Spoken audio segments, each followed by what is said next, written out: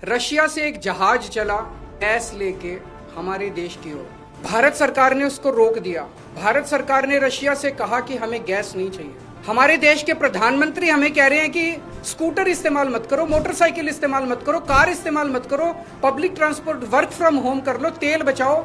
Russia हमें तेल दे रहा है, हमें गैस दे रहा है, कह रहे हैं हम तेरे से नहीं खरीदेंगे। क्यों नहीं खरीदेंगे? ट्रंप ने मना किया है। तो मोदी जी ट्रंप के सामने क्यों झुके हुए हैं? 140 करोड़ लोगों का हित जरूरी है कि ट्रंप जरूरी है? मोदी जी की क्या मजबूरी है कि ट्रंप के सामने झुके हुए हैं? मोदी जी ट्रंप की बात क्यों मान रहे हैं?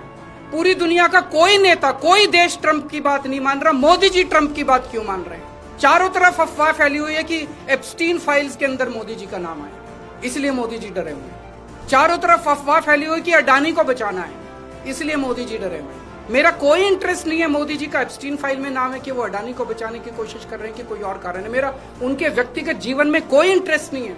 लेकिन मैं मोदी जी को कहना चाहता हूं कि 140 करोड़ लोगों के आप एक तरफ इनको कह रहे हो कि गैस मत इस्तेमाल करो, पेट्रोल मत इस्तेमाल करो, दूसरी तरफ रशिया से तेल नहीं खरीद रहे। मोदी जी, मैं नहीं जानता आपके क्या व्यक्तिगत कारण है, लेकिन अगर आप अपने व्यक्तिगत प्रेशर को झेलने की क्षमता नहीं रखते हैं तो इस्तीफा दे दीजिए। 140 करोड़ लोग, बहादुर लोगों का देश है ये, जिसने बड़ी बड़ी कुर्बानियां दी हैं।